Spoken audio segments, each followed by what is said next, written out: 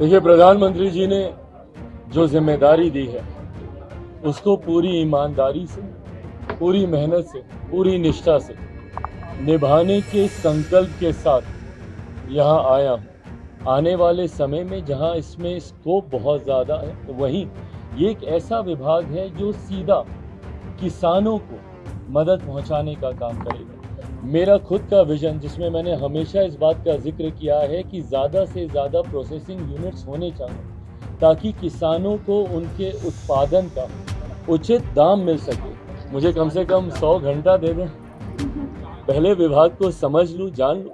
नमस्कार, पंजाबकेसरी.com देख रहे हैं आप। मैं हूं आपके साथ सचिन शर्मा। कल शाम मोदी कैबिनेट की पहली बैठक हुई। उसके बाद से मंत्रालय का बंटवारा कर दिया गया। जितने भी मंत्री थे उनको मंत्रालय दे दिया गया। वहीं बात करते हैं चिराग पासवान की। मोदी कैबिनेट में ये युवा चेहरा हैं और इनको फूड प्रोसेसिंग इंडस्ट्री मंत्रालय दिया गया है। चिराग पासवान ने आज अपना कार्यभार संभाला मंत्रालय में पूरे मंत्रोच्चार के साथ। और मंत्रालय का पदभार संभालने के बाद चिराग पासवान ने बड़ी बात कह दी और कहा कि जो ये मंत्रालय है हमारा, इसमें किसानों को सीधे फ़ायदा होने वाला है और विश्व लेवल पर इसको पहुंचाना है। जो किसानों उगाते हैं उनको फ़ायदा देना है। सुनिए चिराग पासवान ने क्या कुछ कहा। देखिए, प्रधानमंत्री जी ने जो जिम्मेदारी दी है उसको पूरी ईमानदारी से, पूरी मेहनत से, पूरी निष्ठा से निभाने के संकल्प के साथ यहाँ आया हूँ।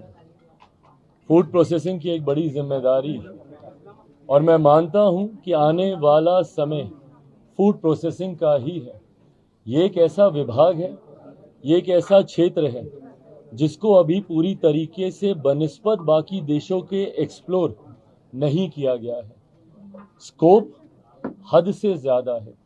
अगर आप दुनिया भर में फूड प्रोसेसिंग का अगर आप इन्वॉल्वमेंट देखेंगे, उसके बनिस्बत भारत में लगभग 2 से 3% भी इसका इन्वॉल्वमेंट नहीं है।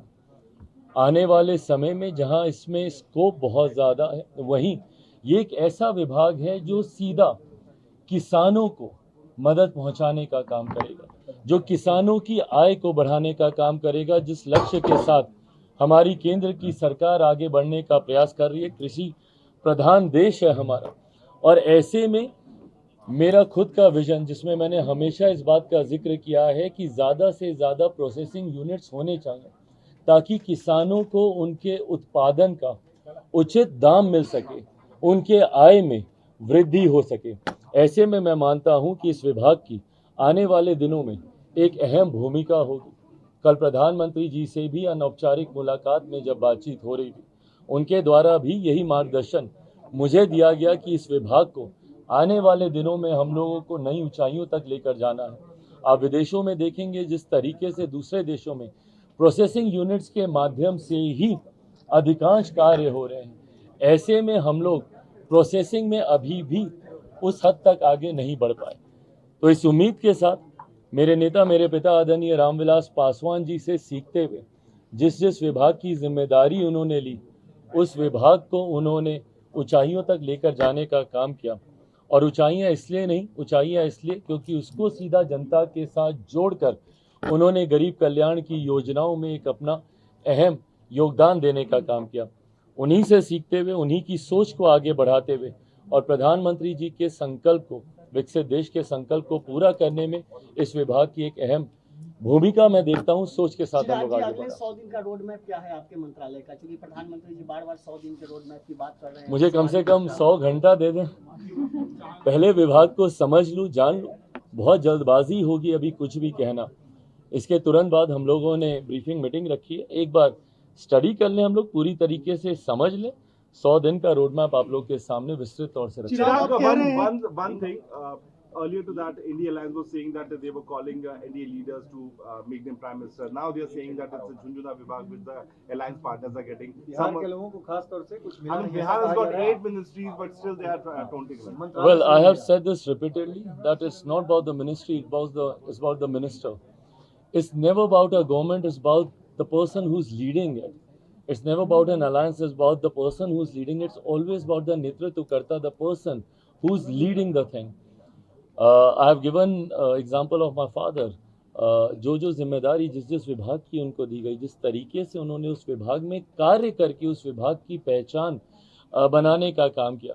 मुझे लगता है हम जितने भी सहयोगी हैं, जो जिम्मेदारी हम लोगों को दी गई है, महत्वपूर्ण विभागों की जिम्मेदारी है, और ख़ास तौर पर अगर आप उसका जुड़ाव देश के गरीब वर्ग से अगर आप देखें, फूड प्रोसेसिंग का मैंने जिक्र किया, किसानों की जब आय को दुगना करने की हम लोग सोच रखते हैं, जब किसानों को मुख्य धारा के साथ जोड़ने की हम लोग बात करते हैं, कृषि प्रधान प्रदेश है, ऐसे में आप मेरे विजन में भी देखेंगे मैंने हमेशा प्रोसेसिंग यूनिट्स की बात की। मैंने हाजीपुर से मैं प्रतिनिधित्व करता हूं, मैंने हमेशा कहा हाजीपुर का केला है वो डाउन साउथ जाकर केले के चिप्स बनते हैं, बट वहाँ पे ऐसे यूनिट्स नहीं हैं। अगर ये यूनिट्स वहाँ पर लग जाएं, जिस प्रदेश से मैं आता हूँ मखाना आज की तारीख में देश में नहीं दुनिया में उसकी मांग है, ऐसे में अगर उसके प्रोसेसिंग यूनिट्स वहीं पर लग जाएं जहाँ पे किसान उसका उत्पादन करते हैं, तो उनके हाथ में ज़्यादा दाम आएगा। जितने भी सहयोगी हैं, जिस मंत्रालय की जिम्मेदारी दी गई है, पूर्व मुख्यमंत्री आदरणीय जीतन राम मांझी जी को जिस तरीके से एमएसएमई की जिम्मेदारी दी गई है, ये कहीं ना कहीं देश की रीढ़ है। ये एक ऐसा सेक्टर है जिसको मजबूती है। कोरोना काल में भी अगर आप देखेंगे, सबसे ज्यादा बल अगर प्रधानमंत्री जी ने किसी को दिया था तो एमएसएमई सेक्टर को दिया गया था, पंचायती राज है। तो मुझे लगता है जितने भी सहयोगियों को जो जिम्मेदारी दी गई है, वो समाज के उस वर्ग को दी गई है जिसकी हैंड होल्डिंग करने की जरूरत है। Why these kind of statements? That's what my question is. Why Because they want to downsize, they want to show that the importance not being given, the prime minister is not taking care of their allies. This is what they wish. अपनी ख्वाहिशों को पूरा करने के लिए इस तरीके के बयानबाजी विपक्ष करता आया है। मुझे लगता है आने वाले दिनों में जब इन मंत्रालयों के कार्य वो देखेंगे, अपने आप उनको समझ में आएगी कि कितनी महत्वपूर्ण जिम्मेदारी है। एक और सवाल कि आप आज पहली बार मंत्रालय का चार्ज ले रहे हैं और जय श्री राम का पट्टा लगा हुआ है आपके ऊपर, इसके जरिए भी कोई मैसेज है क्या? कोई मैसेज नहीं है, ये मेरी व्यक्तिगत आस्था से जुड़ा हुआ विषय है। ये बात किसी से छुपी नहीं है कि मैं मानता हूँ इन सारी चीज़ों में, और मैंने हमेशा इस बात को बोला है कि ये व्यक्तिगत आस्था है, इसका मेरे कार्य से या इसका मुझे दी गई जिम्मेदारियों से कोई लेना देना नहीं है।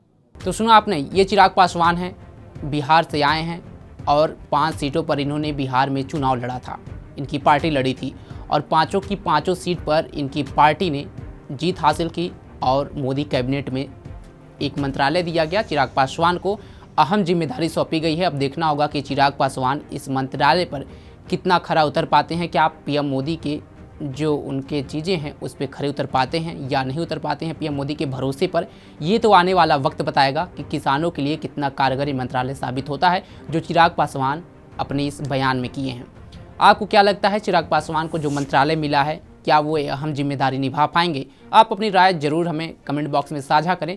तमाम खबरों के लिए जुड़े रहें हमारे साथ और देखते रहें पंजाबकेसरी.com। धन्यवाद।